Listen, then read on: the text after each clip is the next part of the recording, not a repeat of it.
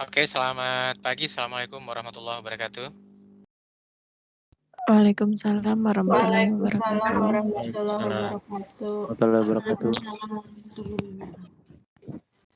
Oke, Waalaikumsalam warahmatullahi wabarakatuh. kita mulai aja ya. Sesi hari ini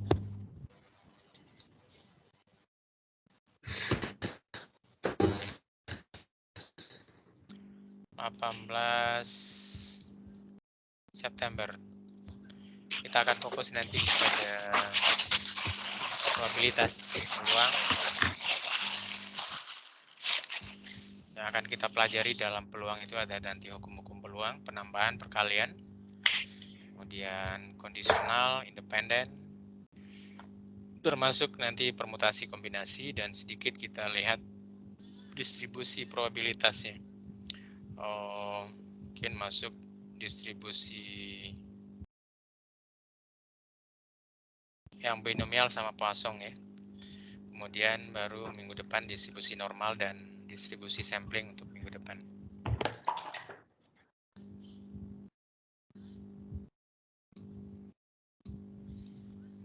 Oke. Ya. Sebelum kita masuk ke materi, kita review dulu tugas minggu yang lalu ya. Tugas minggu yang lalu.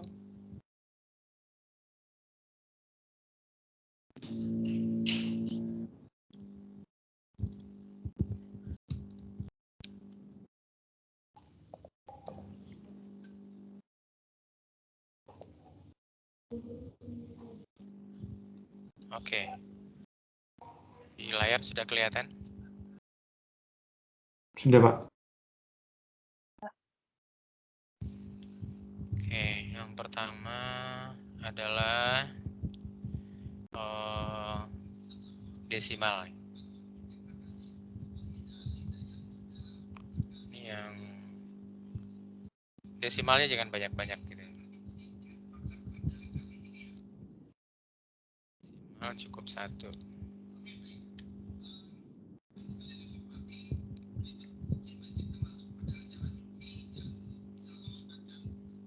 Jadi kalau ini termasuk standar deviasi, nggak perlu banyak-banyak desimalnya. Koefisien variasi 1 saja desimalnya. Oke, itu 1. Kemudian mana yang lebih bervariasi ya tinggal dilihat antara umur dan tinggi badan. Itu umur dengan tinggi badan. Kalau dilihat standar deviasinya, saja itu lebih besar tinggi badan variasinya, tapi kita tidak bisa patokan pada standar deviasi saja karena satuannya berbeda. Oke, umur yang lebih bervariasi. Kemudian berat badan dan tinggi badan, ternyata juga berat badan yang lebih bervariasi. Ya. Walaupun juga dari standar deviasi, kelihatan juga berat badan lebih bervariasi. Kemudian motivasi dengan IQ. Ya, motivasi lebih tinggi variasinya. Kalau kita hanya lihat standar deviasi, bisa jadi IQ yang lebih bervariasi. Tapi karena satuannya berbeda, IQ itu sampai ratusan ya. Sedangkan motivasi hanya sampai 10 satuan saja. Nah, sehingga standar deviasinya akan mengikuti satuan tadi. Dia akan lebih kecil. Oke, kemudian kemana miringnya? Oh, belum, nanti miringnya terakhir ya. Sajikan dulu saat penyajian. Ini data kategorik. Ini data numerik.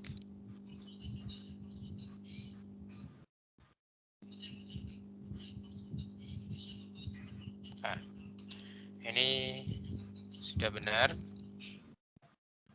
Jadi yang ditampilkan adalah persentasenya. Jadi bukan nilai mutlak. Jadi dihitung ulang ya. Yang ditampilkan itu nanti adalah persentase ini.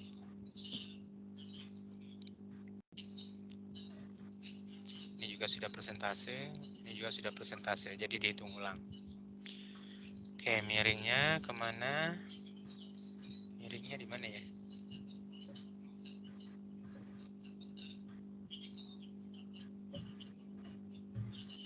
Oh, distribusi normal. Normal.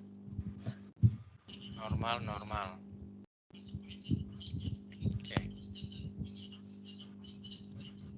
Nah, jadi kalau kita lihat tabelnya, nah ini distribusinya normal, walaupun sebetulnya ini agak miring ya. Apalagi kalau yang ini. Kalau ini sangat miring nih. Ini belum tentu bisa dikatakan normal. Tapi kalau yang atas ini masih bisa nih, normal. Tapi kalau banyak nilai ekstrimnya, nih, biasanya cuma 50-60, ini ada yang sampai 2 kali lipatnya. 120, 130, walaupun hanya satu orang ya. Satu orang. Jadi bisa dikatakan kalau berat badan ini dia miring. Miringnya ke kanan karena karena nilai min lebih besar dari nilai median. Jadi kalau identifikasi nilai minnya lebih besar, ini hampir sama ya. Hampir sama ya, normal lah. Kemudian tinggi badan juga 161, 162, beda cuma 1. Nah, tapi kalau ini mungkin barangkali bisa dianggap miring nih. Yang 160, yang 163 atau 64 ya kalau ke 9. Kalau dibulat ini jadi 64. Pak, mohon maaf Pak. Yep. Kalau berdasarkan penjelasan Bapak minggu lalu, kalau nilainya masih 10%, selisihnya masih bisa dikatakan normal, Pak. Iya, betul. Nah, jadi dari segi angka distribusi dia normal. Tapi kalau ditanya apakah normalnya itu persis seperti lonceng, itu nanti kita lihat di pelajaran berikutnya minggu depan ya. Ternyata enggak kan, tidak persis seperti lonceng. Tapi kalau dikatakan dia miring, kemungkinan miringnya kemana gitu. Nah, bisa jadi ini yang miringnya adalah ke kanan gitu. Itu untuk identifikasi miring kiri kanan gitu. Tapi kalau dikatakan normal dalam 10% pakai kriteria 10%, oke, nggak apa-apa, masuk ini adalah distribusi normal. Nah, jadi itu hanya salah satu cara untuk menentukan distribusi normal tangga dengan melihat 10% beda antara min dengan median. Nah, cara yang lain bisa lihat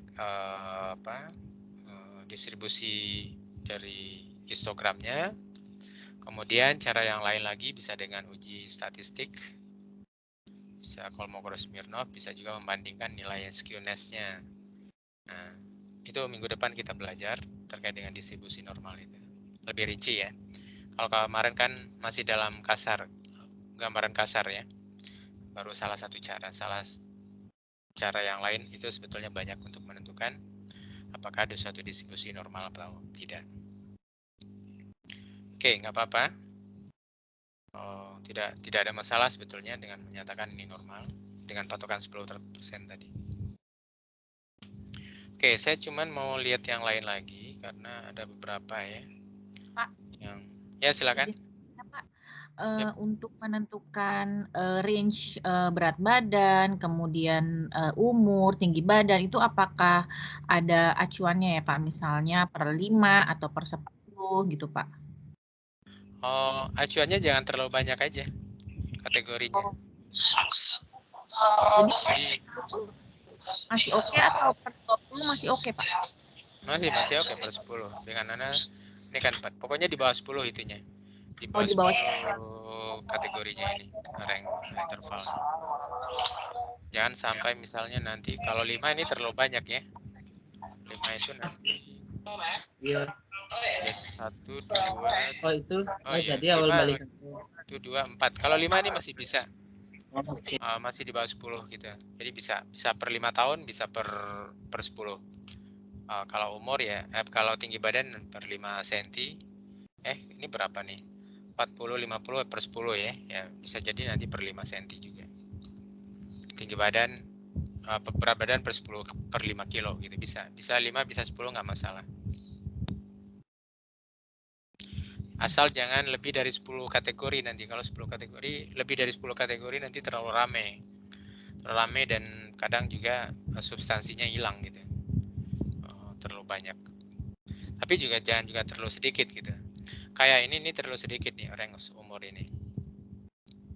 Sehingga tidak ada variasinya, kelihatan aja 23, 31, 32, 40 ini kategori tidak terlalu informatif jadinya.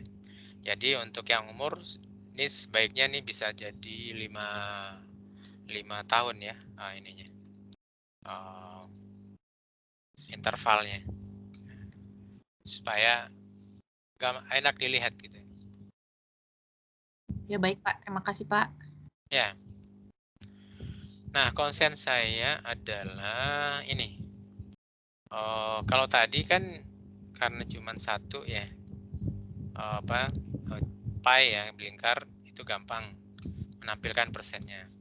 Tapi untuk yang batang bar, ini kan seharusnya yang ditampilkan persen kan ya? Karena kalau nilai mutlak kan nggak ada ininya, nggak ada informasinya. Nah, jadi kan pilihan menyajikan data bisa teks dengan narasi, tabel untuk menampilkan angka-angka, dan grafik untuk menampilkan perbandingan. Nah, sebetulnya kalau kita ingin membandingkan, maka angka yang harus ada di sini adalah persentase. Karena kalau nilai mutlak itu tidak bisa dibandingkan. Nah, walaupun tinggi rendahnya udah terlihat perbandingannya bahwa perempuan itu lebih banyak, mungkin ya 3 kalinya laki-laki gitu. Tetapi akan lebih tepat kalau ini dalam bentuk persentase. Sama halnya dengan diagram lingkar, kenapa kita pakai persentase? Lebih cocok gitu. Ya karena supaya lebih mudah membandingkannya. Nah, ini harusnya juga persentase. Jadi dikonversi dulu ya datanya itu ke dalam persen. Nah, masuk juga ini udah persen ya. Nah, kenapa yang tadi belum ya? Apa yang tadi nggak dikonversi? Sumber datanya di mana nih? Select data. Oh, di respon 1. Nah, di sini kan udah dipersenkan ya. Kenapa jenis kelamin nggak dipersenkan?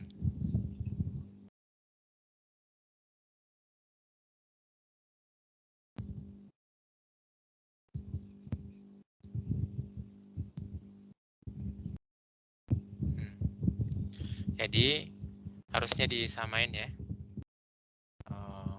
Oh, yang ditampilkan adalah persentase. Itu 1. Ya, udah 2 tadi desimal jangan banyak-banyak. Cukup 1 saja desimalnya. Kecuali duitnya dalam triliunan gitu ya. Itu baru desimalnya jadi penting. Kalau duitnya dalam rupiah ya nggak perlu desimal banyak-banyak.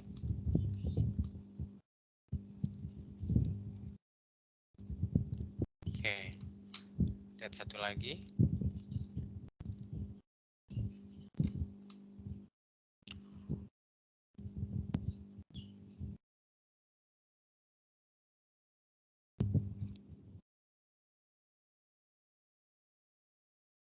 Nah, ini harusnya persen ya.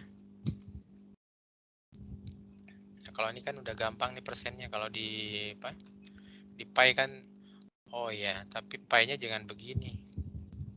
Pie-nya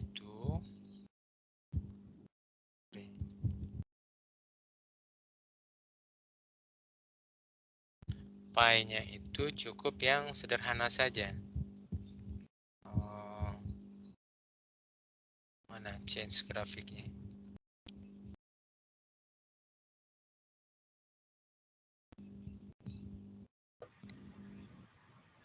Itu ada Pak, change. Nah, Pak yang sederhana aja. Jangan macam-macam gitu. Terus datanya ambil yang persen, jangan yang value. Nah, itu.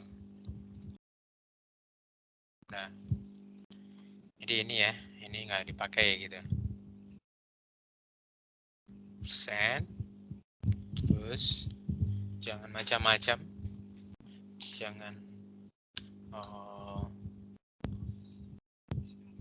Nah, ini tidak perlu 3 dimensi, terus juga tidak perlu tampilkan dua-duanya gitu. Ini kan datanya kan kemarin udah dibilang bahwa datanya numerik. Kalau data numerik berarti harus disambungin kan? Nah, kalau kita disambungin berarti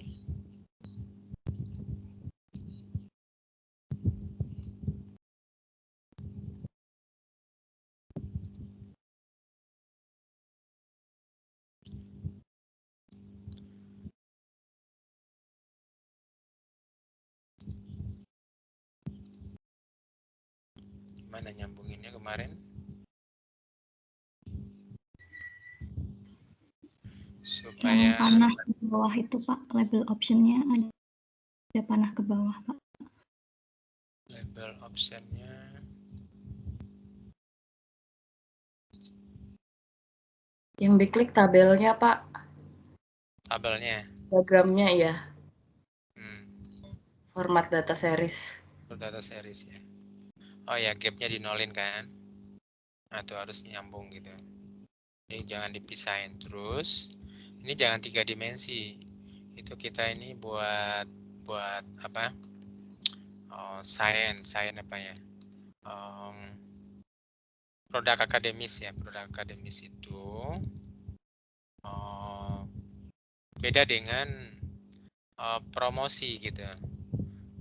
Kecuali di bidang periklanan ya. Kalau bidang periklanan baru. Oke.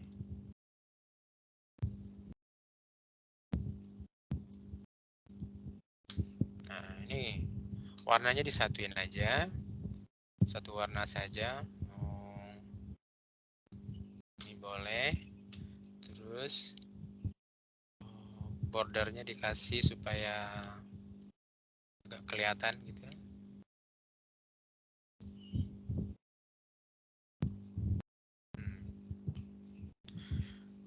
Nah, gini aja, jangan macam-macam lagi.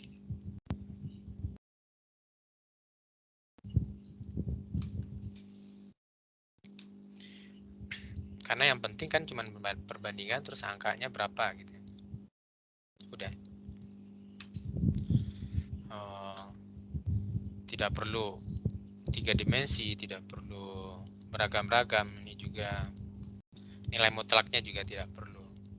Karena orang bisa nanti melihat kalau mau nilai angka mutlaknya ya tinggal lihat di dalam tabel gitu.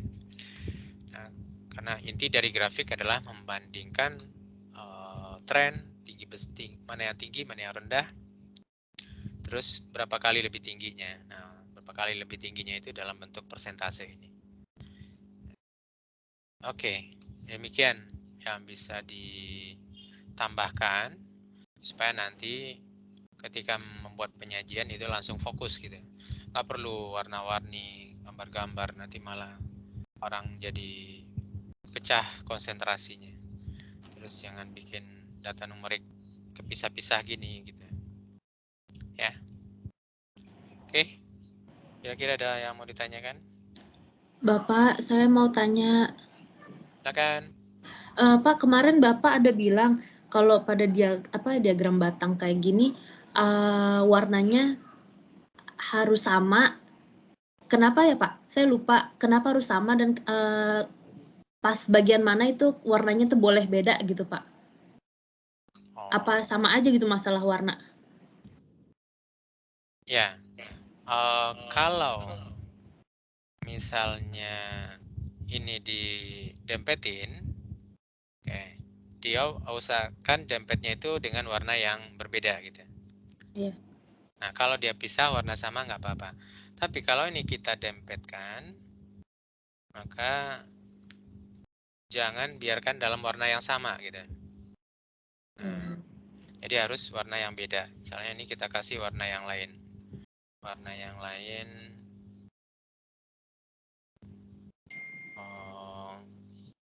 merah gitu. Kenapa deh jadi merah semua?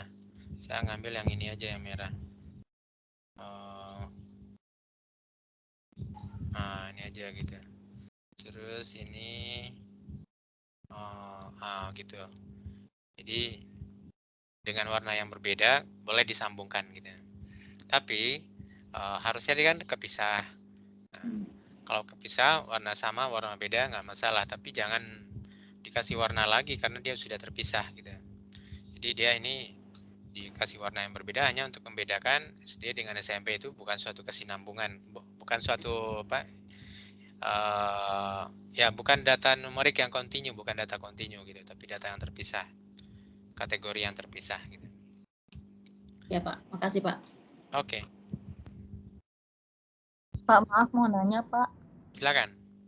Berarti kalau misalnya kayak untuk data kuantitatif Pak, itu berarti nggak boleh angka ya ininya, harus persentase ya Pak? Begitu juga. Iya, ini persen harusnya, ini salah tadi ya, cuman saya hanya ngambil ininya saja. Kalau misalnya udah sempat buat angka nggak gimana Pak? Salah ya Pak berarti ya? Iya, salah. Salah ya. Ini kan harus kalau kita mau benar harus pakai yang persennya dari mana ya? Itu kenapa harus persen ya Pak? Baik kualitatif maupun kuantitatif Pak? Kan tadi tujuan kita menyajikan dengan grafik apa? Untuk ini untuk menginformasikan data-datanya Pak. Kalau data ya cukup dengan tabel aja kan. Kan dengan grafik kita ingin memperbandingkan. Lebih cepat dapat gambaran. Perguruan tinggi SMP sangat sedikit gitu. Sangat sedikitnya berapa gitu. Nah, kalau dari segi jumlah itu tidak akurat. Sama dengan seperti minggu yang lalu saya juga pernah sampaikan. Sama dengan menjudge vaksin sisa di Jawa Barat itu banyak banget gitu. Nah, jadi ada yang mempermasalahkan itu, kenapa Jawa Barat banyak banget vaksin sisanya gitu. Mengatakan nih aneh nih Jawa Barat gitu. Nah, kalau kita pahami vaksin sisa itu kan sangat tergantung dari berapa banyak vaksinasi yang dilakukan. Kalau vaksinasi yang dilakukan juga banyak, otomatis sisanya juga akan banyak gitu. Penduduk Jawa Barat itu paling besar di Indonesia, sampai hampir mencapai 50 juta gitu. 20% sendiri dari penduduk Indonesia. Nah, kalau kita nggak menghitung dalam bentuk persentase, ya kita gampang aja menyalahin Jawa Barat. Ini aneh nih Jawa Barat banyak banget vaksin sisanya gitu, ngapain aja gitu. Padahal kalau dipresentasikan dengan jumlah penduduknya ya pasti angkanya hampir sama aja antar provinsi. Yang paling parah gini, dulu ketika Indonesia mengeksekusi mati para tersangka narkoba gitu. Itu banyak yang nyalain gitu. Indonesia tidak berperi kemanusiaan gitu. Padahal yang dieksekusi nggak banyak, cuman belasan, saat itu cuman paling 15 ya. Nah, pembandingnya apa? Kenapa tidak berperi kemanusiaan? Pembandingnya Singapura. Singapura hanya 1, Indonesia 15 gitu. Nah, Singapura dengan penduduknya cuma 5 juta, ya 1. Itu kalau penduduk Indonesia 200 juta, 1 di Singapura itu sama dengan 50 di Indonesia gitu. Jadi dengan mengeksekusi 50 mengeksekusi mati ya sampai 50, itu baru setara dengan Singapura gitu. Jadi kalau masih 15 ya masih rendah dari Singapura. Nah, hal-hal kayak gitu akibat apa? Akibat yang ditampilkan adalah nilai mutlak gitu. Jadi kesan yang didapat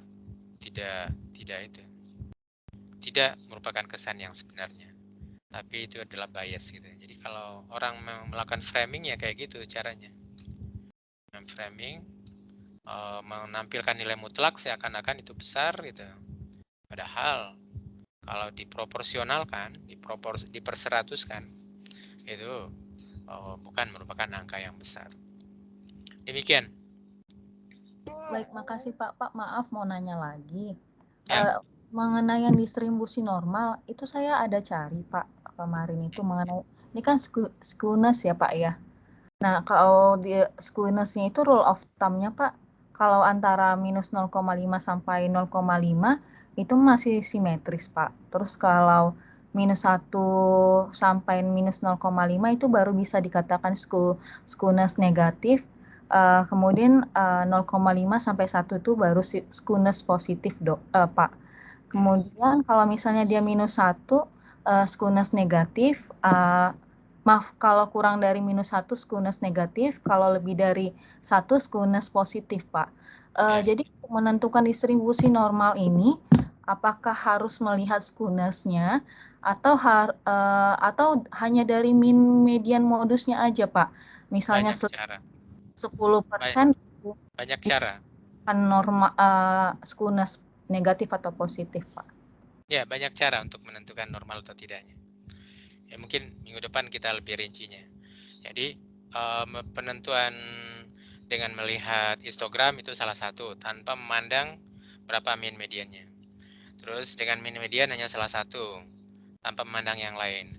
Dengan melihat nilai skewness di atas setengah, baik itu minus ataupun plus, itu juga salah satu cara untuk menentukannya. Cara yang lain ada yang uji statistik pakai Kolmogorov-Smirnov, ada pakai uji-uji yang lain gitu. Jadi banyak cara untuk menentukan apakah suatu distribusi normal atau tidak gitu.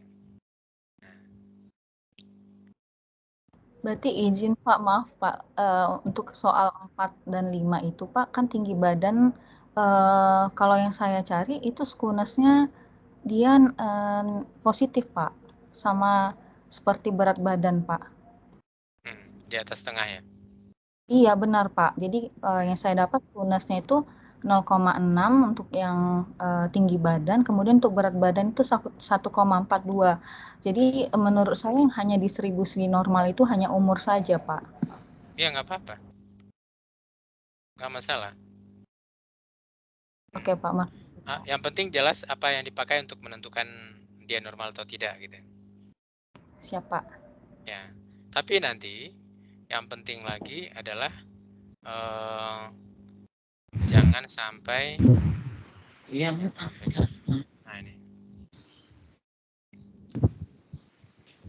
Oke.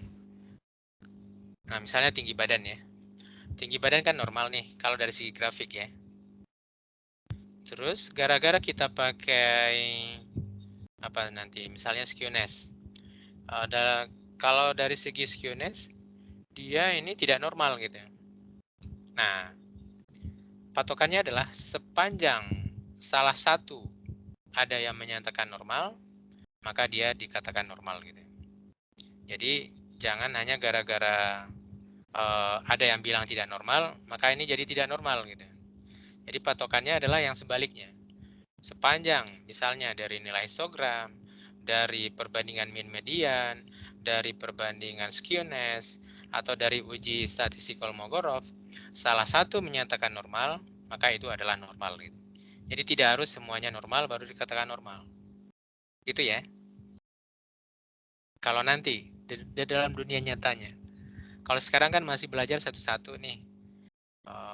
Ngelihat skewness nanti hitung. Terus normal apa enggak gitu. Ternyata skewness dia tidak normal. Ya nggak apa-apa. Kan kalau pakai patokan yang lain dia dikatakan normal. Ya udah. Sepanjang ada yang menyatakan normal, nah itu pakai. Dia normal. Kira-kira paham maksudnya? Paham, Pak. Oke. Pak, Pak izin ingin Pak, bertanya, Pak. ingin bertanya Pak. Ya, silakan. Silakan, tadi siapa dulu? Saya bentar dong sih Pak. Ingin bertanya terkait penyajian data Pak. Untuk Ya. penyajian data yang benar itu kan kemarin kalau nggak salah Bapak bilang kalau misalnya di sampingnya sudah ada angka, kita tidak perlu menuliskan angka lagi pada itunya apa sih namanya diagram batang itu sebenarnya kalau yang benar gimana Pak? Ya gini. Kan udah ada angka nih. Jadi yang kirinya nggak perlu lagi gitu. Kirinya saddle. Terus ketika ini masih ada, ya ini kok yang atas belum benar tadi ya. Begitu juga yang ini. Ini kirinya nggak perlu lagi. Kecuali ininya nggak ada gitu. Nah, ini yang di kiri nggak apa-apa. Jadi salah satu aja. Salah satu mana yang nyaman gitu. Nyaman pakai ini, pakai. Kalau nyaman pakai itu, mana?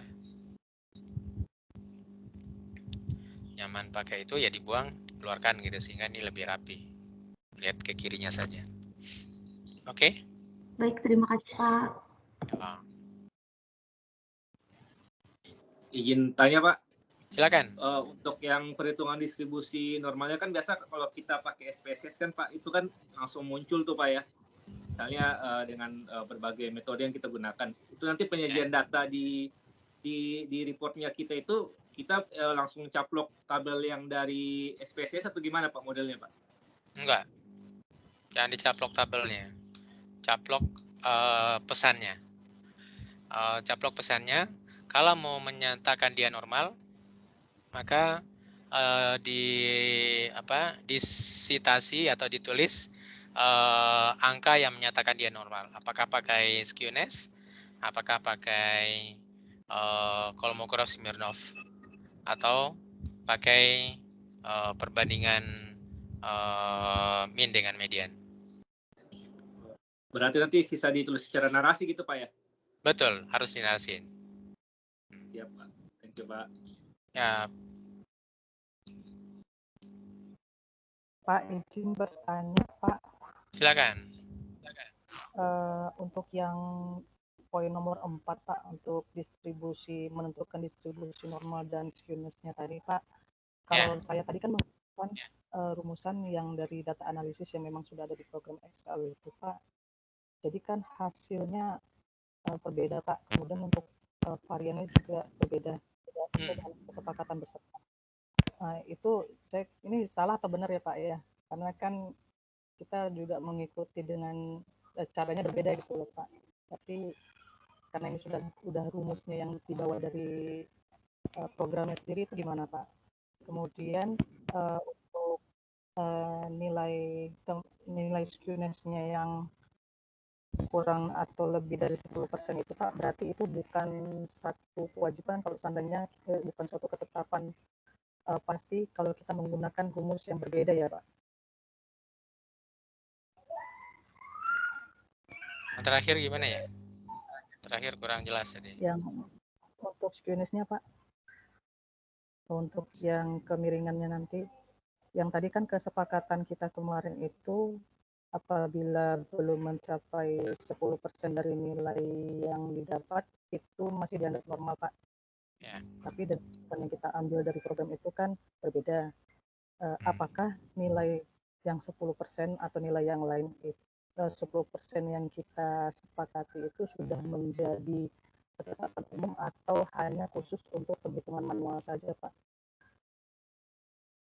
Kemudian satu lagi Pak, untuk penyajian data grafik, apakah memang sudah dipastikan penyajian datanya dalam bentuk range persentase Pak, bukan angka mutlak? Karena saya sih menjawabnya dengan angka sih Pak, nggak pakai persentase Pak. Terima kasih Pak. Ya.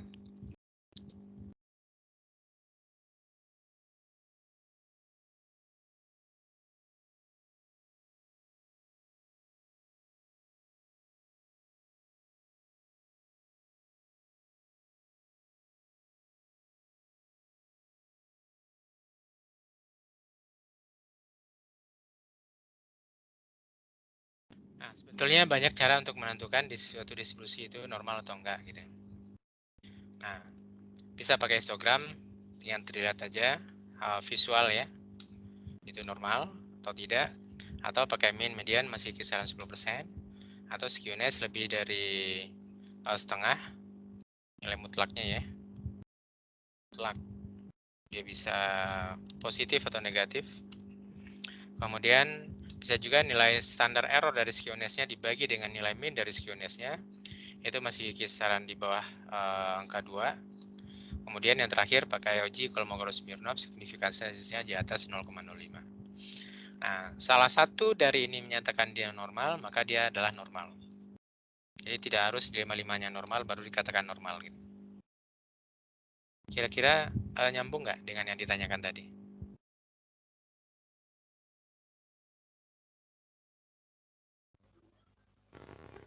Ya Pak, yang untuk nilai skewness-nya yang ini saya yang paham, yang standar error skewness dibagi dengan skewness itu kurang dari 2. Berarti harusnya kan sama aja dengan menggunakan rumus yang poin nomor 2 ya Pak. Berarti tergantung rumus yang digunakan ya Pak ya. Betul, ya. Siap, terima kasih Pak. Ya.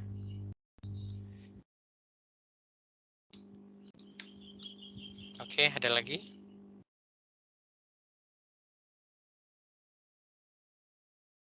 Cukup ya. Kita lanjut ke materi hari ini terkait dengan probabilitas.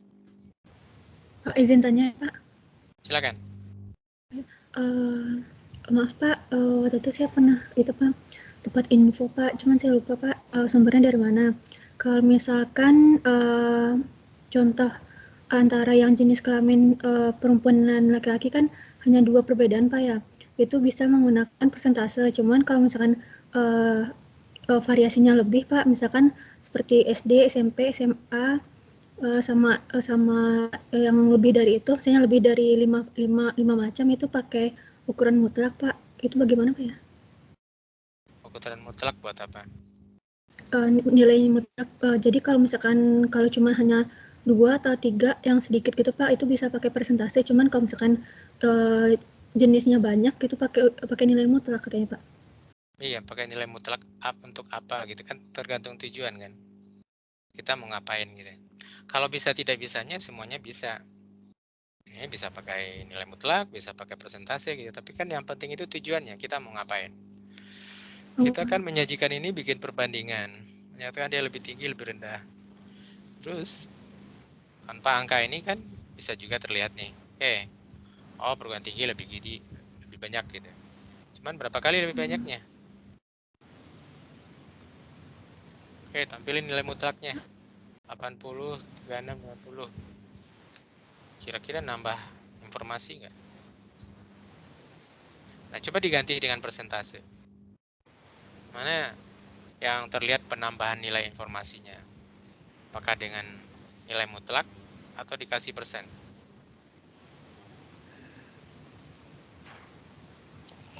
Kalau misalnya sama-sama nggak nambah, ya udah nggak usah dikasih angka. Apakah gitu? Hambar kan? Pasti harus ada angka di sini. Nah, angka apa yang tepat? Kalau kita sebagai pembaca, bayangkan aja. Kita baca ini, terus informasi apakah yang kita butuhkan di sini? Apakah nilai mutlaknya atau persentasenya? Nah, itu sama. Kita menyesuaikan dengan kebutuhan si pembaca. Apa yang ada di pikiran pembaca ketika dihadapkan pada grafik ini, kira-kira ekspektasinya apa gitu, angka apa yang harus muncul. Nah, makanya tadi persentase itu adalah salah satu poin yang harus dimunculkan di dalam grafik gitu. Jangan memunculkan nilai mutlak. Oke?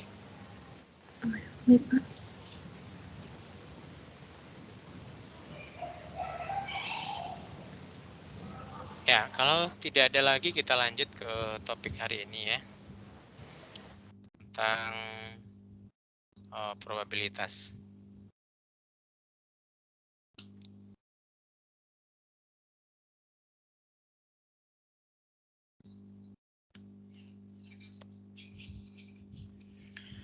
Oke, yang akan kita pelajari sebetulnya di probabilitas ini ada beberapa hal tadi. Pertama adalah pengertian definisi ya, kemudian ada penjumlahan, kemudian perkalian, kemudian ada nanti permutasi, kombinasi, terus kemudian ada beberapa distribusi probabilitas.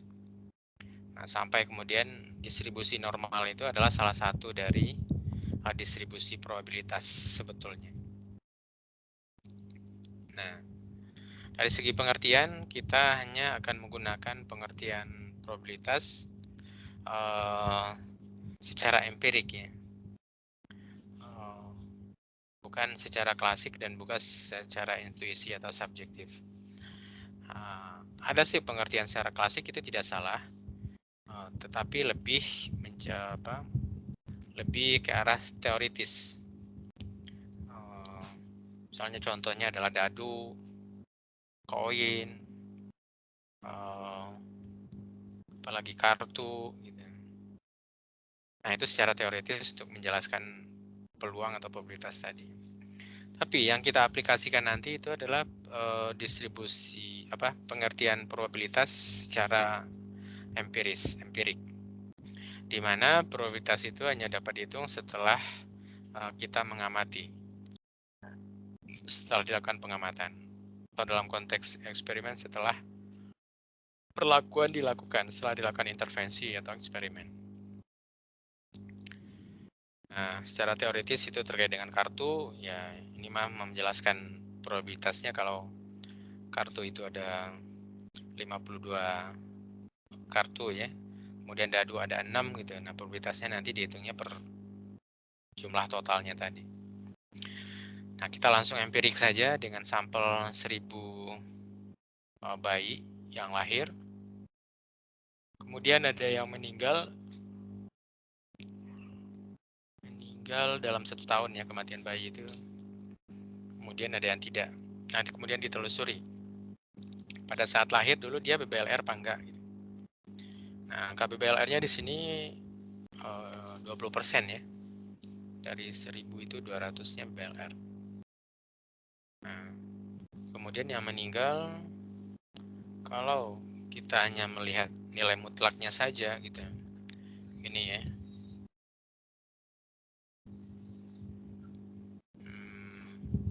Text box. Nah.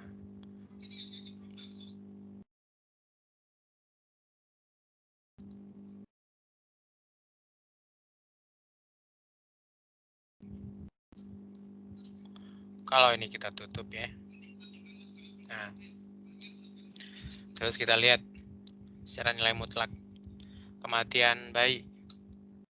Nah, kalau hanya lihat ini seakan-akan yang tidak BBLR itu lebih banyak yang meninggalnya. Dari segi angka kan lebih banyak nih.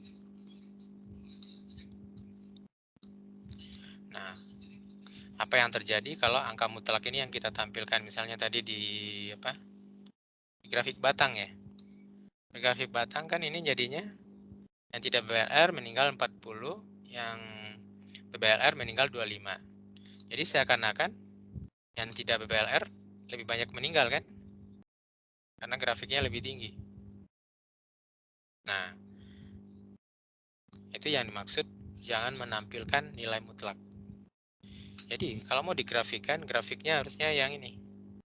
Persentase. Jadi, setelah dibagi 25 kali 20, itu kira-kira berapa persen ya? Jadi, kali 100 ya. Kalau dia mau jadi persentase. Kira-kira berapa itu? 12%.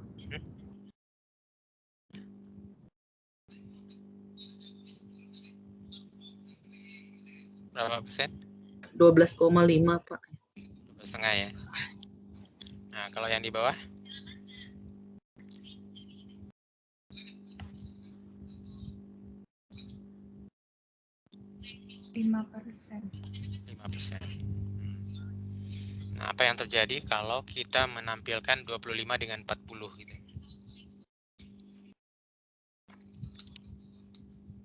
nggak ada nilai informasinya, malah jadi misleading. Jadi yang perlu ditampilkan itu adalah 12,5 dengan 5%. Bahwa ini sudah menggambarkan kematian pada yang BBLR itu 12,5%, dan kematian pada yang tidak BBLR hanya 5%. Lebih dari 2 kali lipatnya. Jadi ini angka-angka ini harus kita samakan dulu satuannya dalam bentuk persen, baru kemudian ditampilkan baik itu dalam tabel maupun grafik ya. Jadi tabel ini seharusnya dilengkapi dengan persen. Kalau mau ditampilkan dalam grafik, maka tampilkanlah angka persentasenya di dalam grafik tadi. Jangan menampilkan nilai mutlaknya. Oke, itu kaitan dengan probabilitas empirik. Yang subjektif, faktanya di dunia ini ada, dan orang-orang tertentu memiliki kemampuan seperti itu. Yang mungkin karena berdasarkan pengalaman atau memang sejak lahir itu sudah bawaannya dia punya keahlian khusus gitu, itu ada. Tapi itu tidak merupakan bahasan dari kita. Oke. Kita bicara tentang hukum probabilitas.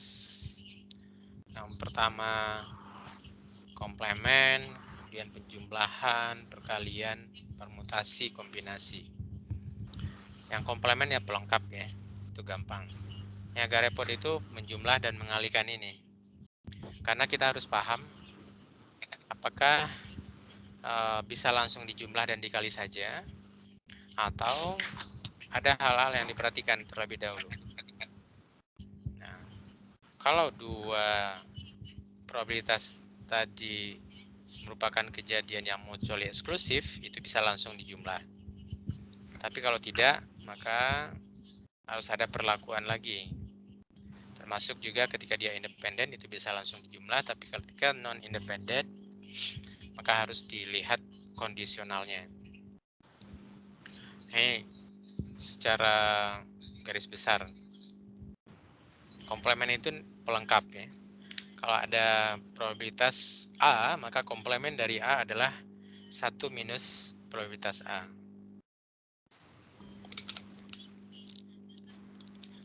Jadi probabilitas A dengan komplemennya itu akan mencapai 100%. Akan mencapai 1. Nah, untuk penjumlahan dalam konteks probabilitas itu bahasanya atau. Jadi kalau A atau B berarti probabilitas A dijumlah dengan probabilitas B. Nah, dia bisa langsung dijumlah kalau A dan B itu saling mutually eksklusif, tidak ada tidak mungkin muncul secara bersamaan. Jadi tidak saling terkait, tidak bisa muncul secara bersamaan. Nah, kalau A dan B bisa muncul secara bersamaan, maka harus dikurangi lagi dengan probabilitas kemunculannya secara bersamaan tadi. Nah, dan A dan B itu bagian dari perkaliannya, masuk perkalian. Nah, perkalian A dan B itu bisa langsung dikalikan begitu saja kalau dia tidak saling berkaitan, kalau dia independen. Tapi kalau dia kondisional, maka perkaliannya harus mempertimbangkan kondisi. Nah, kondisi misalnya tadi kematian ya. Apa tadi? Nah, kematian bayi. Nah, kalau pertanyaannya berapa peluang atau kemungkinan seorang bayi lahir dengan BBLR atau seorang bayi kemudian meninggal gitu.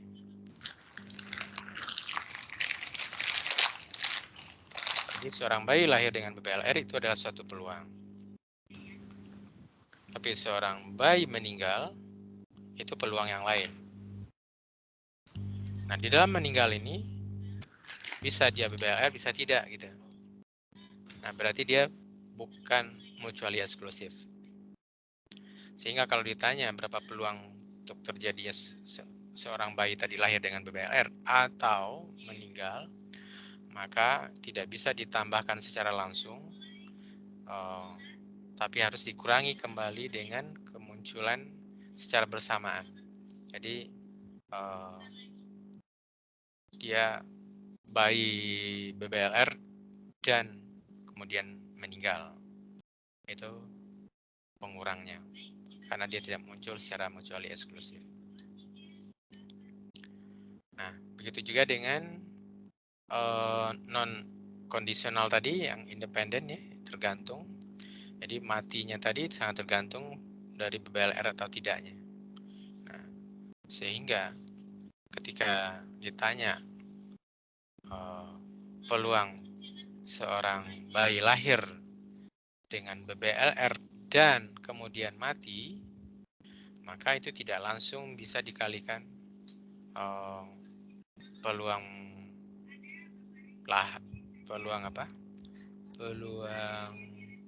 lahir BBLR dan peluang mati, tidak bisa langsung dikalikan, tapi harus dihitung kondisionalnya, di mana peluang lahir dengan BBLR dikalikan dengan peluang lahir pada kondisi BBLR dikalikan dengan peluang mati, atau peluang mati pada BBLR dikalikan dengan peluang BBLR. Nah, ini langsung ke contohnya saja kita lihat. Kalau komplement ya sisanya, supaya dia jumlahnya 1. Penjumlahan, misalnya yang mau kita jumlah, ini contoh yang berbeda ya. Contoh yang mutually eksklusif itu adalah golongan darah dengan jenis kelamin. Itu kejadiannya itu kalau golongan darah dengan jenis kelamin itu bisa muncul secara bersamaan. Tetapi kalau golongan darah O dengan golongan darah B itu tidak mungkin muncul secara bersamaan. Nah, sehingga kalau dia tidak bisa muncul secara bersamaan, berarti mutually eksklusif, maka penjumlahannya langsung dijumlahkan saja, nggak masalah. Tetapi kalau yang ditanya adalah berapa peluang seorang bayi lahir dengan jenis kelamin laki-laki atau lahir dengan golongan darah O, maka setelah dijumlah harus dikurangi lagi dengan laki-laki yang bergolongan darah O, karena dia bisa muncul secara bersamaan antara laki-laki dengan O tadi. Tapi golongan darah O dengan B tidak mungkin muncul secara bersamaan, ya tidak ada ya. Kalau mau dikurangi dengan 0 ya nggak masalah gitu. Tapi prinsipnya adalah bahwa kalau dia tidak mutually eksklusif, maka penjumlahannya tadi harus dikurangi dengan kemunculannya secara bersamaan tadi. Berapa peluang kemunculan secara bersamaan. Jadi kalau kita lihat pengurangnya ini adalah kemunculan secara bersamaannya itu sebesar minus 0,21 ya. Jadi itu bedanya.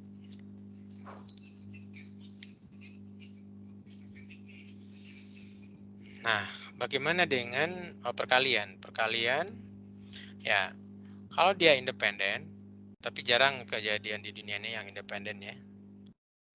Secara teoritis hanya secara teoritis saja terjadi secara independen. Tapi secara substansi itu saling terkait satu sama lain. Kayak tadi kematian terkait dengan BBLR atau tidaknya. Nah, kalau jenis kelamin, golongan darah itu biasanya tidak ada kaitannya. Nah, itu udah given gitu, atau probabilitasnya sama 50-50 untuk lahir laki perempuan. Untuk golongan darah juga sudah diteliti, yang O itu sekitar 40%-an, B juga 40%-an, yang A 40%-an ya, yang B hanya 11 dan AB itu sangat sedikit, hanya 4%. Nah, antara laki dengan perempuan itu golongan darahnya juga sama. Jadi jenis kelamin tidak bergantung pada golongan darah, sama juga golongan darah itu tidak bergantung pada jenis kelamin. Apapun jenis kelaminnya, golongan darahnya tetap probabilitasnya sama. Begitu juga sebaliknya, apapun jenis kelaminnya, ya golongan darahnya tidak ada perbedaan. Nah, itu bisa langsung dikalikan. Nah, jadi kalau ditanya berapa peluang untuk seorang bayi lahir dengan golongan darah yang dengan jenis kelamin laki-laki dan golongan darahnya O gitu. Ya udah langsung dikalikan saja, peluang untuk lahir laki-laki setengah, peluang untuk golongan darah O 0,42 ya, 0,5 kali 0,42 adalah 0,21. Tapi kalau kejadiannya bukan independen seperti kematian dan BBLR, maka dia tidak bisa langsung dikalikan begitu saja. Malah salah gitu. Jadi harus dihitung kondisionalnya. Kondisionalnya itu apa? Ya, peluang meninggal dan BBLR itu dihitung peluang meninggal pada mereka yang BBLR dikalikan dengan peluang BBLR. Atau bisa juga peluang BBLR pada yang meninggal dikalikan dengan peluang meninggal. Jadi nanti angka akhirnya akan sama.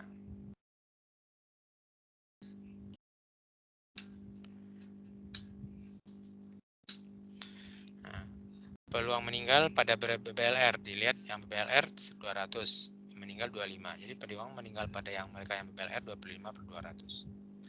Kemudian peluang BBLR 200 per 1000. Ya, dikalikan menjadi 25/1000. Atau bisa juga peluang BBLR pada yang meninggal.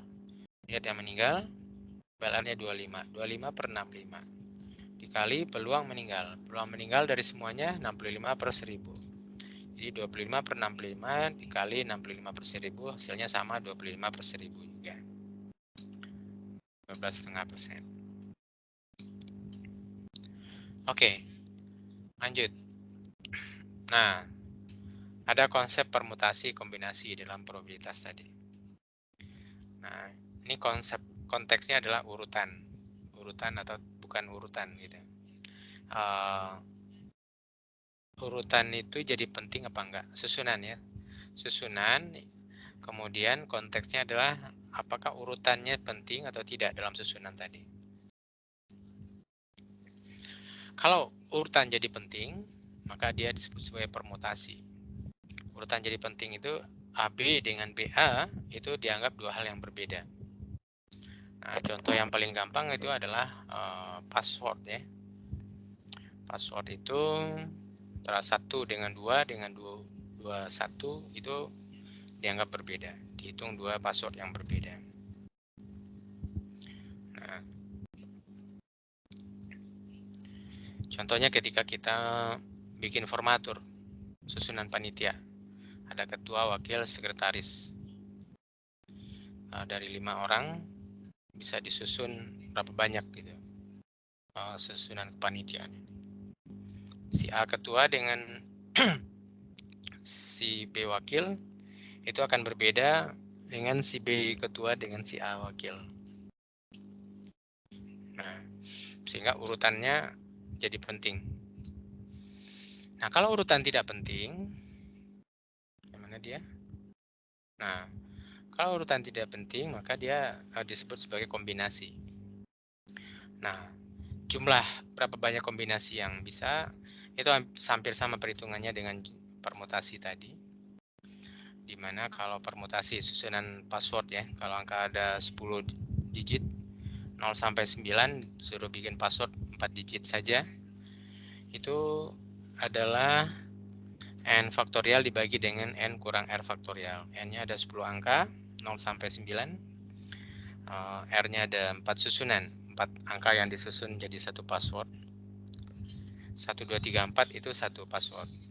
4, 3, 2, 1 itu juga satu password. Jadi urutannya jadi penting. Urutan yang berbeda dianggap dua password yang berbeda. Nah, kalau kombinasi jumlahnya jadi sedikit. Karena 1, 2, 3, 4 dengan 4, 3, 2, 1 itu dianggap satu hal yang sama. Nah, sehingga pembaginya ditambah dikali lagi dengan R. Jadi jumlah susunannya akan berkurang. Nah, itu ketika kita ada pilihan misalnya antibiotik. Ini yang dikerjakan oleh UNER kemarin ya. Antibiotik yang sudah beredar dicampur-campur lagi dengan berbagai kombinasi, terus dicobain ke virus COVID. Nah, misalnya tersedia 5 antibiotik yang ada di pasaran. Terus dari 5 itu digabung-gabung lah 3, masing-masing 3 gitu. Nah, berapa banyak gabungan yang bisa dibikin? Nah, itu sama dengan 5 faktorial dibagi dengan 5 kurang 3 faktorial dikali 3 faktorial. Nah, 5 faktorial 5 kali 4 kali 3 kali 2 kali 1 gitu. 5 kurang 3 faktorial adalah 2 faktorial, kemudian 3 faktorial. 3 kali 2 kali 1. 3 di bawah dengan 3 di atas bisa hilang. Kemudian tinggal 2. 5 kali 4. 4 di atas dengan 2 di bawah tinggal 2. 3 sama dengan 5 kali 2, 10 kombinasi jenis antibiotik baru yang bisa dibikin dari 3 jenis antibiotik dari 5 jenis antibiotik lama yang digabung menjadi 3 jenis yang baru. Nah, itu sebagai contoh dan perhitungan probabilitas. Nah, kalau misalnya dulu waktu seleksi untuk masuk FKM S2 itu yang terima cuma 50% ya. Terus kemudian nanti ketika sudah lulus, ketika sudah 2 tahun, yang lulus tepat waktu hanya 80%. Jadi masih ada 20% lagi yang lulusnya tidak tepat waktu atau lebih dari 2 tahun. Nah, kalau pertanyaannya berapa kemungkinan seorang calon untuk diterima di program S2 dan lulus tepat waktu? Ya, itu bisa langsung dikalikan saja. 0,5 kali 0,8 itu 40%.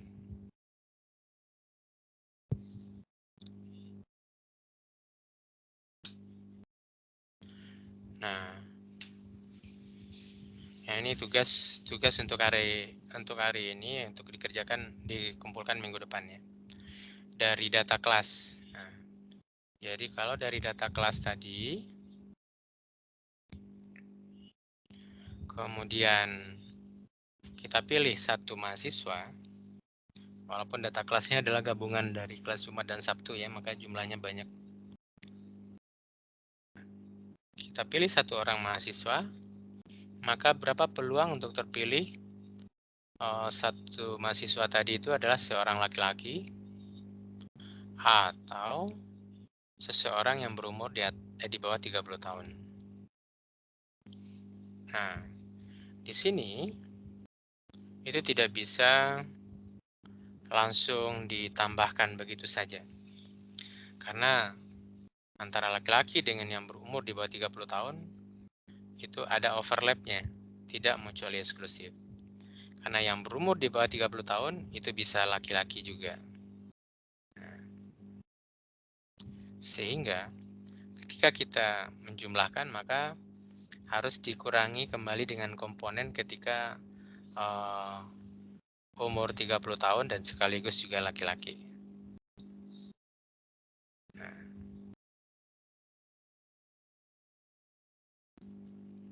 jadi harus dihitung terlebih dahulu peluang untuk terpilih laki-laki dan dia berumur di bawah 30 tahun. Itu berapa probabilitasnya? Laki-laki dan berumur di bawah 30 tahun. Kira-kira ini laki-laki dan berumur di bawah 30 tahun ini independen apa enggak?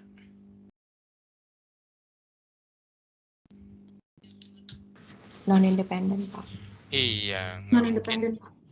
nggak mungkin dia independen ya. Hah? Non atau independen? Kalau ini dulu, pikirin dulu. Kalau ini udah pasti dia adalah mutually eksklusif apa enggak gitu ya? Independen, Pak. Dia kan bisa laki-laki, bisa di Non bawah mutually. umur 30.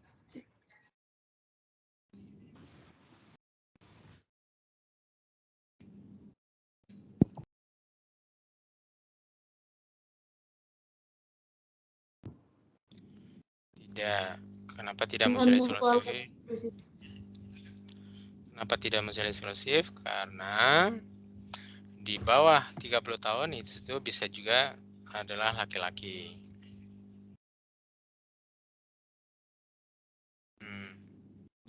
Kenapa ke sini dia? Kemudian kalau ini dan berarti dikali ya. Kalau dikali itu independen atau tidak? Non independen Pak. Kenapa taunya non independen? Karena bisa jadi ada laki-laki yang berumur di bawah kurang dari 30 tahun. Itu adalah mutually eksklusif. Dan Dependen.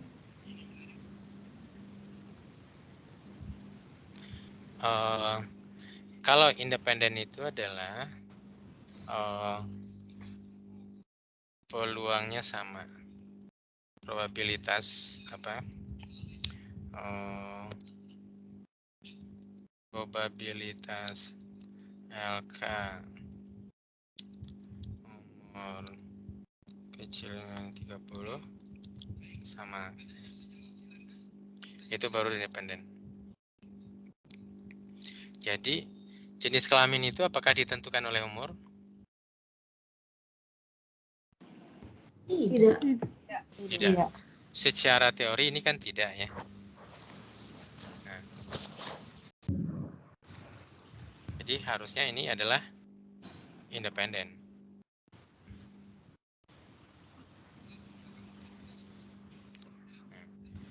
Kayak itu tadi, kayak apa? Kayak golongan darah tadi.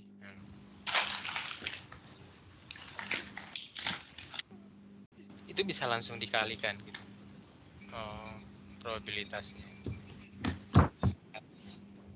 Nah, misalnya golongan darah kita ganti dengan umur 30 di bawah 30 gitu.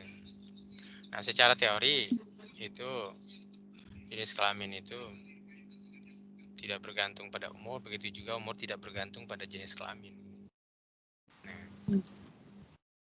jadi lihat ininya ya,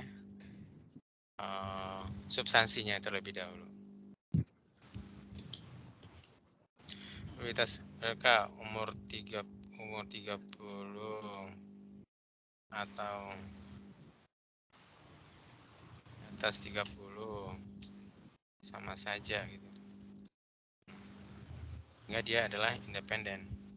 Nah, kalau independen ya berarti langsung dikalikan saja. Oke. PA kali PB.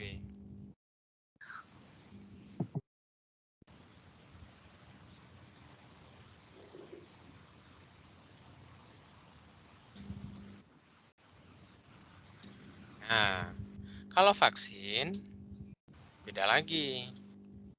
Kita tidak bisa memastikan secara teori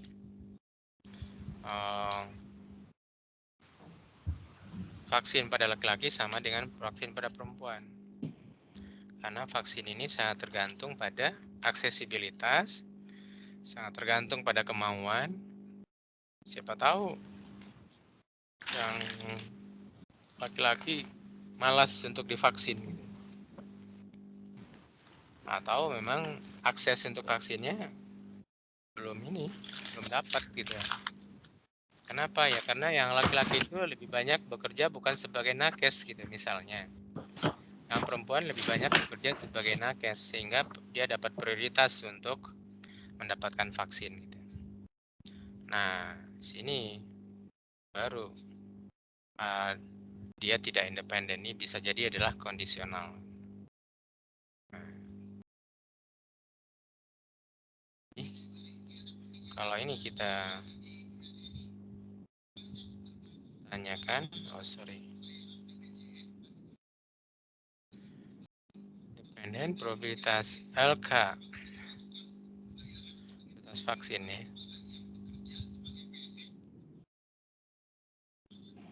Ada LK atau perempuan, sama saja? Belum tentu. Kalau belum tentu ya ketika kita tidak yakin ya udah pakai yang langsung kondisional.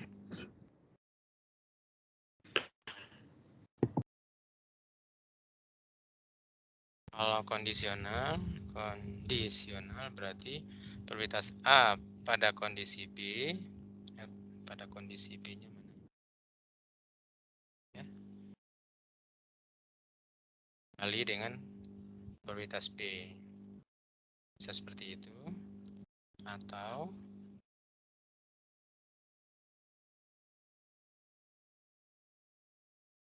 probabilitas B pada kondisi A dikali dengan probabilitas A. Nah, terserah nanti AB-nya A-nya jenis kelamin, misalnya B-nya vaksin, itu terserah.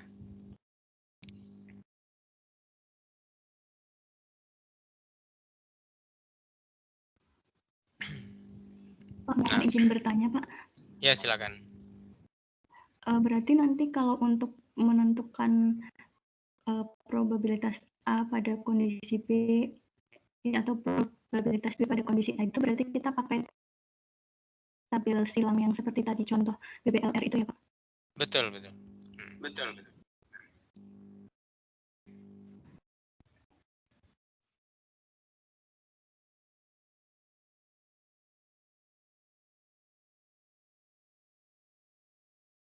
Ya, ini untuk tugasnya.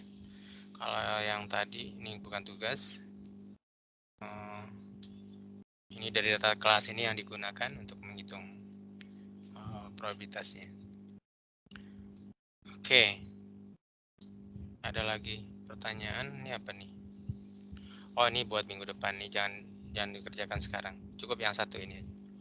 Minggu depan kita akan menghitung kalau untuk distribusi normal data numerik ya. Jadi kalau kita lihat nih, distribusi probabilitas itu kan ada data yang kategorik atau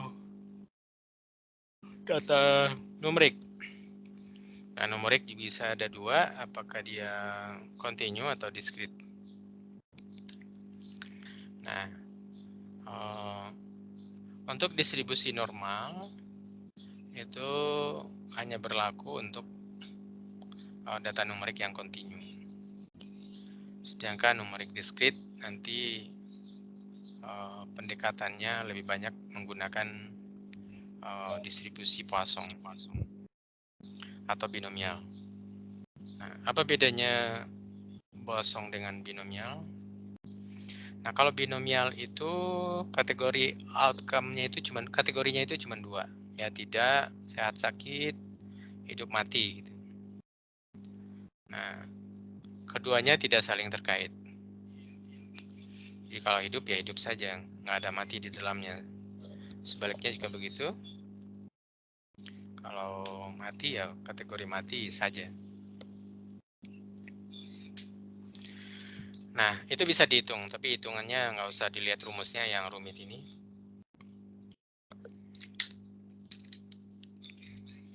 Kita akan menghitungnya lewat tabel saja. Ada tabel distribusi binomial namanya. Mungkin supaya lebih nyata, contohnya ini kali ya. ISPA. Nah, jadi ISPA pada balita itu karena ini penyakit yang sering terjadi, ya bisa sampai 50%. Jadi kalau ada 3 orang balita tiba-tiba hadir di hadapan kita, terus kemudian kita iseng hitung-hitung, mungkin nggak 3-3-nya pernah ISPA dalam sebulan terakhir gitu. Bukan saat ini ya, karena 50% itu biasanya hasil survei dalam sebulan terakhir itu selalu ada aja yang ISPA. Apalagi kalau lagi musimnya. Nah, apakah mungkin 3-3-nya ISPA sebulan terakhir? Bisa mungkin, bisa enggak. Berapa besar kemungkinannya? Itu yang mau kita hitung. Atau mungkin enggak, dari 3 ini tidak ada satu pun yang pernah ISPA dalam 3 bulan, dalam sebulan terakhir. Itu berarti yang ISPA 0. Atau hanya 1 yang ISPA, atau hanya 2 yang ISPA. Udah pasti yang 3-3-nya ISPA atau 3-3-nya tidak ISPA itu probabilitasnya lebih kecil. Lebih kecil dibandingkan dengan ada 1 ISPA atau ada paling ada 2 yang ISPA. Atau dari 3-3-nya itu paling sedikit 1 yang ISPA. Jadi antara 1 ISPA dengan paling sedikit 1 ISPA itu 2 hal yang berbeda. Kalau paling sedikit 1 ISPA berarti antara yang 0 dan 1 itu dijumlah. Dia akan menjadi paling sedikit 1. Jadi probabilitas 0 ISPA ditambah dengan probabilitas 1 ISPA itu akan menjadi paling sedikit 1 ISPA. Salah dong.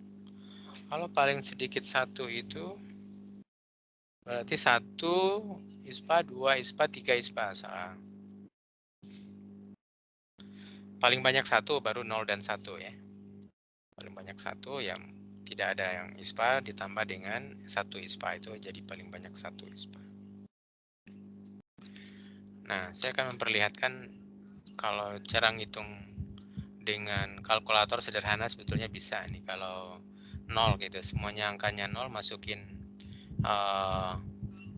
X-nya misalnya X-nya 0 kan tadi, tidak ada yang ISPA, N-nya 3 gitu karena 3 orang.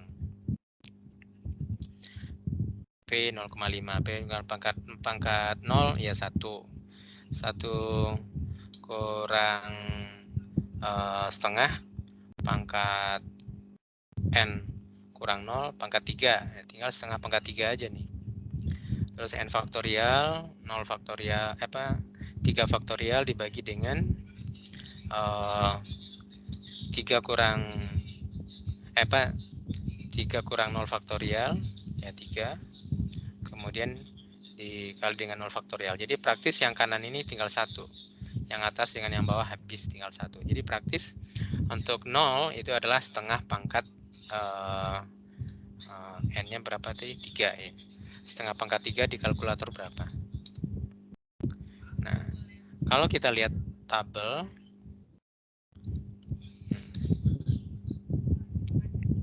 tabelnya belum dikeluarkan.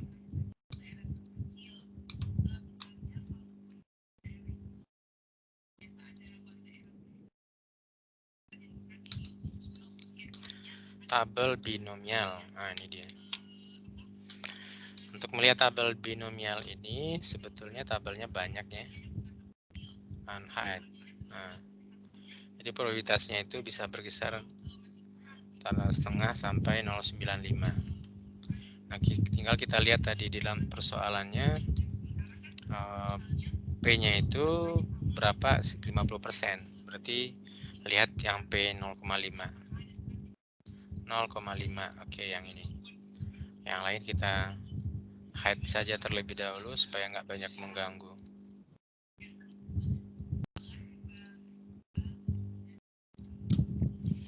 Nah, kemudian dia kan N-nya mulai dari 1, 2, 3. Nah, kita lihat yang N sama dengan 3 aja. Nah, kemudian X sama dengan 0.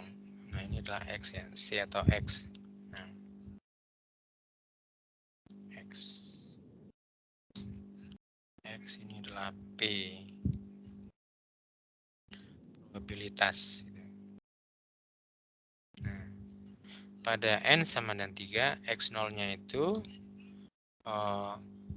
adalah 0125. 0125 ini akan sama angkanya dengan berapa tadi itu?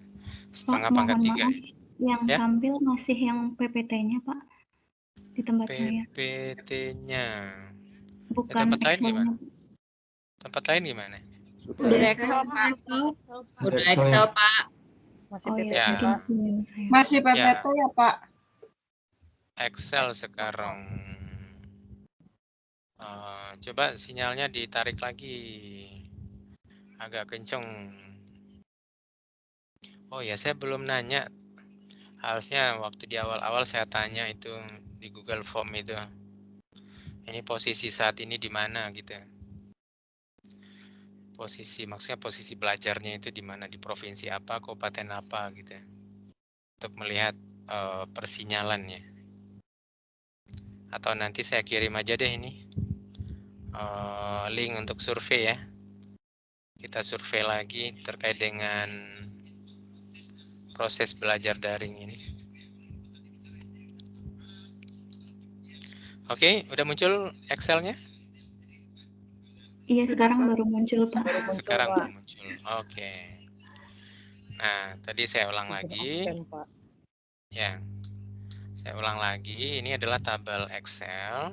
Tabel binomial ya. Jadi banyak tabel. Saya lupa apakah di dalam bahan itu sudah ada tabelnya belum. Kalau belum nanti kasih tahu saya kirim ulang. Harusnya sih sudah. Nah, ini banyak sebetulnya ketika di unhide itu probabilitasnya itu dari setengah sampai 0,95. Tapi kita yang mau pakai karena probabilitas ISPA 50% ya berarti pakai yang angka 0,5 saja, yang lain kita hide saja. Yang sudah diwarnain merah. Nah, tadi probabilitas 0 itu kalau kita hitung adalah sama dengan setengah 0,5 pangkat 3 ya. 0,5 pangkat 3. Gimana caranya? 0,5 pangkatnya power. Ya, nggak ada lambangnya. Gini aja deh. Sampai 3 kali. Sama aja kan? Setengah kali setengah kali setengah. Itu kan setengah pangkat 3. Nah, sama kan? 125 dia. Itu kalau kita pakai tadi rumus yang di PowerPoint tadi. Kalau kita masukin X-nya sama dengan 0, maka hasilnya itu adalah setengah pangkat 3 gitu. Setengah pangkat 3 setengah kali setengah kali setengah sampai 3 kali sama dengan 1,25.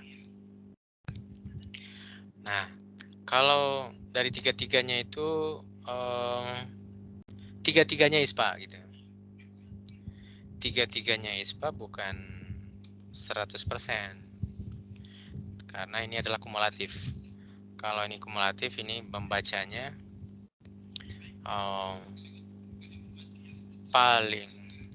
paling banyak 3 ISPA. Jadi ada kata paling banyak. Kalau paling banyak 3 ya berarti tidak ada ISPA, ada 1 ISPA, ada 2 ISPA, dan ada 3 ISPA. Ya udah, semuanya kemungkinannya hanya seperti itu. Jadi dia menjadi 100%. Tapi kalau model 1-1 tidak muncul gambar, ini jangan muncul gambar, tidak ada ISPA, hanya 1 ISPA.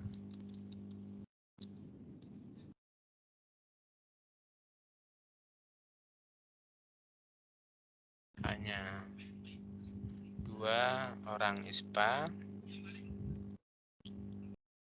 tiga-tiganya ISPA.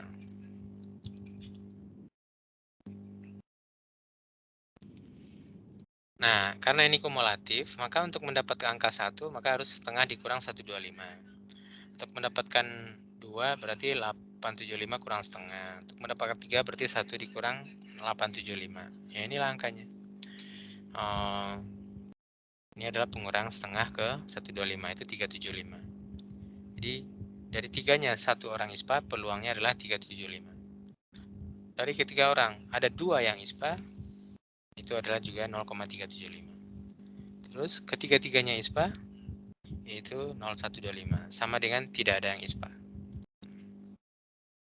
Nah, beda halnya kalau paling banyak 1.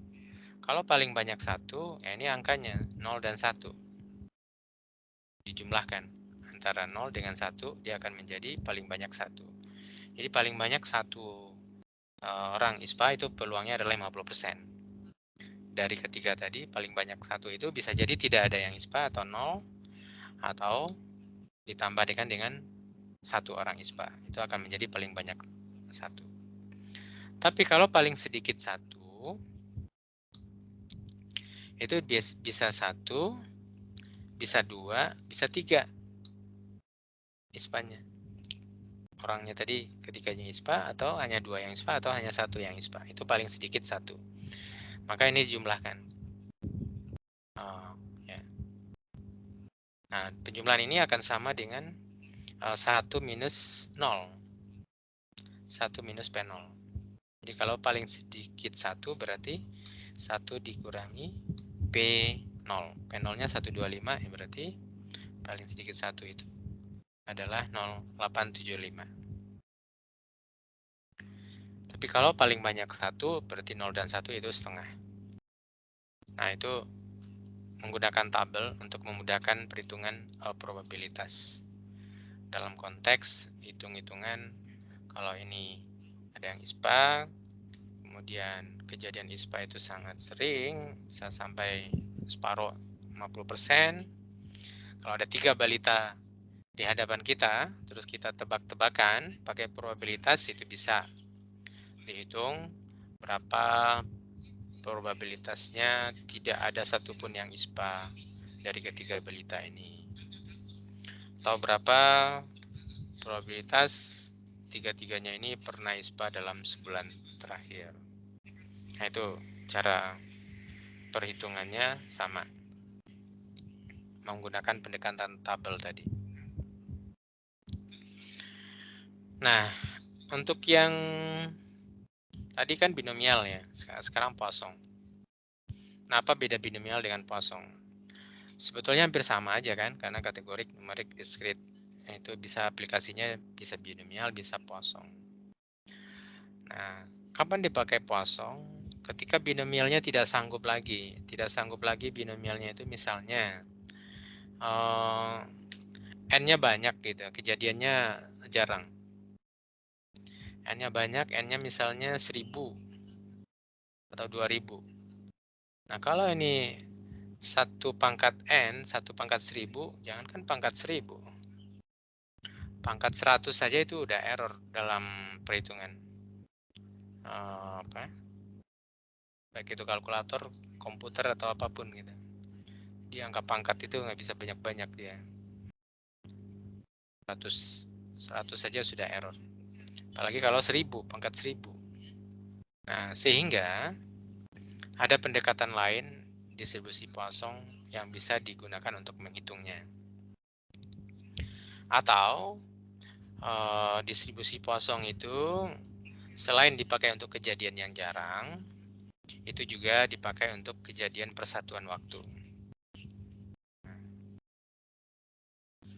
Persatuan waktu misalnya rate per tahun gitu, itu bisa. Kecepatan per kilometer itu bisa juga. Kecepatan ya bisa per bulan, bisa per tahun. Nah, untuk menghitungnya tersedia rumus juga, tetapi kita tidak akan pakai rumus ini. Kita akan pakai tabel saja untuk menghitung probabilitasnya. Nah, misalnya apa? Sakit gigi itu kejadian yang jarang. Paling 1-2 per 100.000 gitu. Nah, untuk memudahkan perhitungan ya kita patok aja angkanya kejadian misalnya 2 per 1000 ya. Dari 2000 penderita sakit gigi kira-kira berapa? Kira-kira berapa probabilitas dari 2000 tadi tidak ada yang mati? Mungkin nggak? Ya mungkin. Berapa? kemungkinannya, bisa kita hitung. Hanya 1 yang mati, 2 mati, 3 mati, atau paling banyak 1, atau paling sedikit 1 yang mati. Kalau paling banyak 1 berarti 0 dan 1. Kalau paling sedikit 1 berarti 1, 2, 3, 4, 5 dan seterusnya sampai 2000-nya mati. Ya, walaupun peluangnya sangat kecil, tapi itu bisa dihitung dengan pendekatan tabel distribusi Poisson.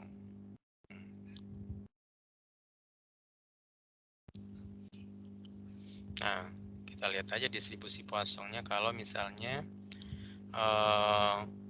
P-nya 0,02, terus 2000, berarti kita harus cari dulu nilai min rata-ratanya, itu adalah N kali P. 2000 kali 0,02 itu adalah 4 ya. Nah, tinggal kita lihat di tabel Poisson dengan lambda. Lambda tadi kan N kali P ya. Lambda sama dengan N kali.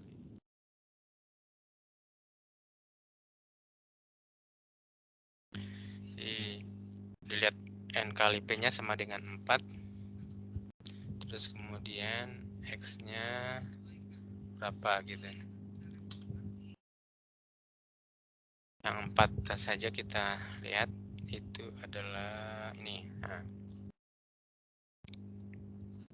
ini adalah lambda sama dengan 4, 2000 kali 0,02. Terus kalau tidak ada yang mati ya berarti ini. Dari 2000 itu yang sakit gigi tidak ada yang mati, peluangnya 0,018. 1 mati, 2, 3, 4. Salah. Ini kumulatif ya. Paling banyak 3 ini. Kalau hanya 1 mati, 2 mati, 1 mati ini. 092 dikurang 18. Nah, itu 073. Kemudian 2 mati, 147. 3 mati, 145. Paling banyak 3 mati, paling banyak 3 ya jumlahin aja semua. Dijumlahin semua ya sama dengan ini. Saya mau jumlahin aja. Jumlahkan. Nah.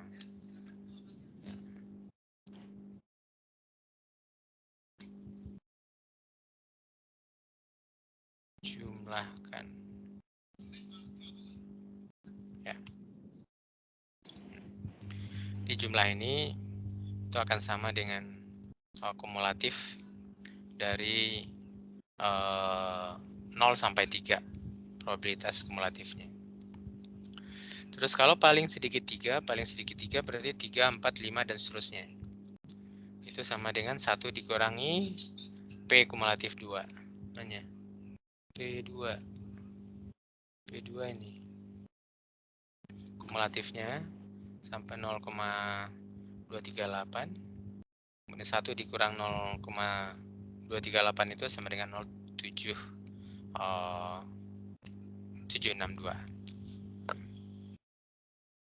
Yaitu prinsip untuk perhitungan probabilitas apakah dia distribusinya binomial atau Poisson. Kemudian kita pakai pendekatan tabel untuk menghitung probabilitasnya. Tapi yang penting adalah prinsipnya bahwa untuk semua kejadian di dunia ini ada metode untuk menghitungnya, pendekatan atau strategi untuk menghitungnya telah tersedia gitu. Nah, tergantung nanti aplikasi kita. Aplikasinya kira-kira di dunia nyatanya apa gitu. Nah, paling nanti aplikasinya adalah ketika tidak tersedia data kematian misalnya. Maka berapa angka kematian di suatu wilayah itu kita bisa hitung, bisa perkirakan. Tentunya dengan determinan-determinan yang ada tadi, misalnya apakah angka BBLR, kemudian angka asfiksia, kemudian angka yang lain, kejadiannya berapa. Nah, dari angka-angka itu kita bisa hitung probabilitas seorang bayi untuk mati, atau kalau ada 1000 bayi lahir, maka kira-kira kemungkinan untuk mati berapa banyak dalam 1 tahun. Oke, demikian yang bisa disampaikan. Ini buat minggu depan saja. Ini juga Bapak minggu mau depan. tanya. Ya, silakan. Bapak maaf tadi boleh balik ke yang Excel nggak Pak? Boleh. Yang di bawah Pak. Ya ini nih, yang gimana tuh Pak cara di kolom yang M itu dapat yang 0,018 dari gimana ngitungnya Pak? 018 itu bentar. Yang di kolom yang M, huruf M. Matiin dulu. Ini di mana nih?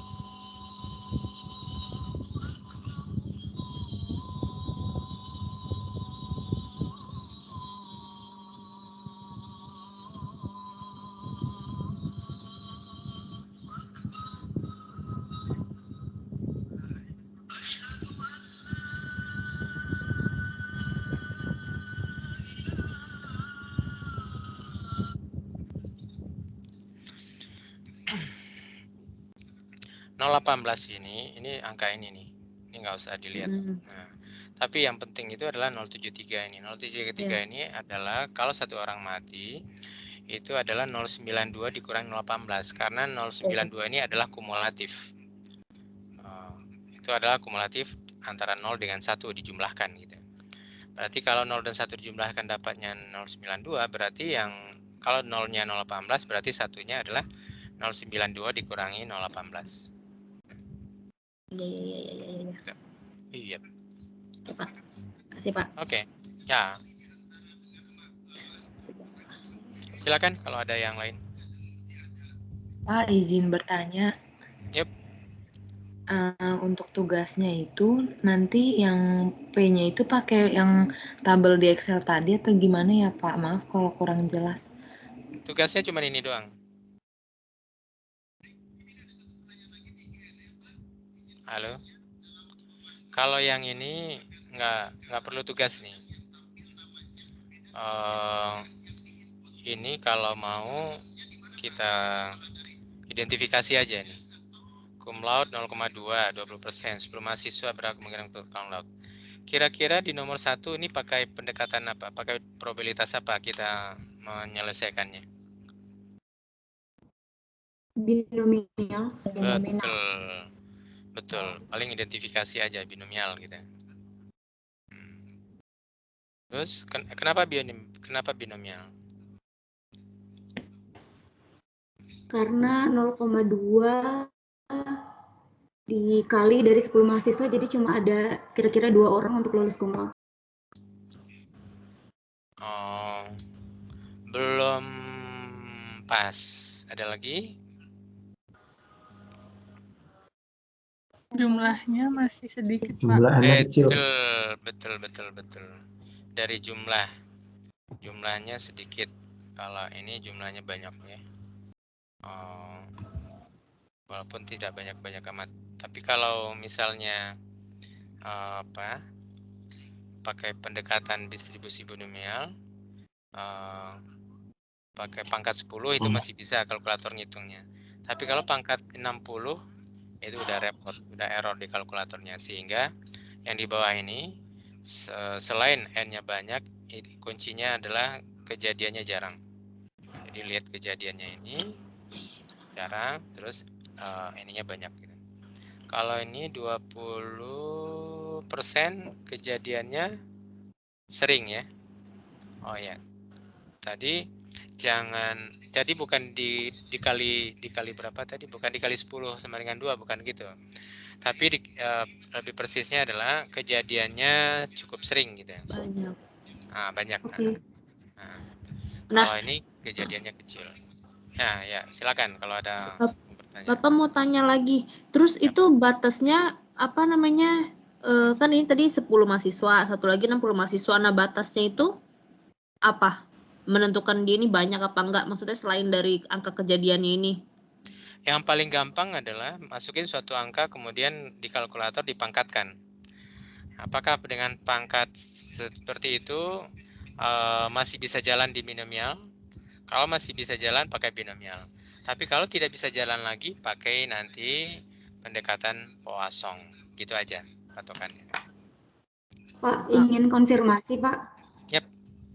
Iya, jadi sebenarnya untuk menentukan ini binomial atau Poisson itu kita lihatnya lebih ke N-nya kan, Pak? Karena yang di pangkatnya itu N. Dilihat dua-duanya. Ya, pertama N, yang kedua kejadiannya jarang. Jadi lihatnya dua-duanya. Karena kalau lihat satu saja itu belum tentu akurat gitu ya. Karena bisa jadi kejadian sering, terus N-nya juga bisa banyak gitu. Jadi harus lihat dua-duanya. Binomial karena kejadian sering dan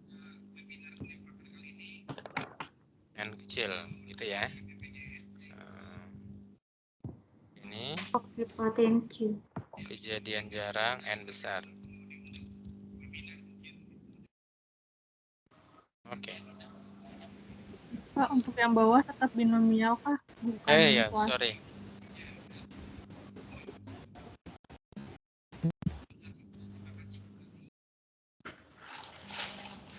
Kalau misalnya N-nya besar, kejadiannya besar, Pak? N besar, kejadian besar itu bisa biasanya jarang ya. N besar, kejadian besar biasanya binomial. Baik, Pak. Terima kasih.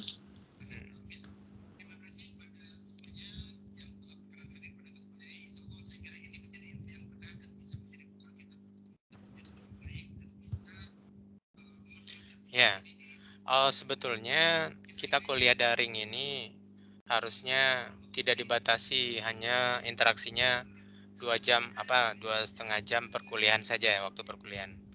Harusnya bisa kita komunikasi lewat chat ya di emasnya, tapi saya belum buka chatnya. Atau kita bisa memanfaatkan sarana lain, apakah ada grup WA, kalau ada yang mau bertanya sehingga saya bisa respon gitu. Tapi sementara ini kalau masih ada pertanyaan silakan nanti lewat Asdos ditanyakan. Saya akan respon sesegera mungkin. Jadi saya kira itu dengan online itu tidak membatasi interaksi kita hanya sekian jam tatap muka ini, tapi bisa nanti di lain waktu itu bisa berinteraksi kalau ada pertanyaan. Untuk pertemuan ini saya kira cukup sekian. Terima kasih. Assalamualaikum warahmatullahi wabarakatuh. Waalaikumsalam. Terima kasih, Pak. Terima kasih, Pak. Selamat siang, Pak. Terima kasih, Pak. Terima kasih. Ya. Terima kasih, Pak. Terima kasih, Pak. Izin Mari, sama-sama. Saya juga live.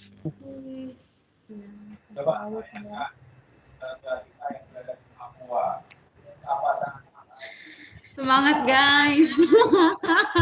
Kerja kelompok lagi nggak nih? Kerja kelompok. Mau, ayo. Lagi, Ayo. Kapan? Ayo meeting lagi. Kak Prila, Kak Ella, ajarin dong. Semuanya sudah bisa. Diskusi Ini kayak udah ya? Kak Dini bisa tahu. Dini tuh diam-diam udah berenang nih, udah sampai ke pulau. Masih mabok laut. Yang ahli ngajarin yang inilah yang nggak bisa. Siapa yang ahli? Saling ngajarin aja, kalau paham di bagian mana ngajarin bagian itu. Nanti kalau nggak paham gantian gitu aja. Hormat. Kak Ella malam Sabtu ya, Tentuin lagi, kami Kak, ya. mau kapan diskusinya.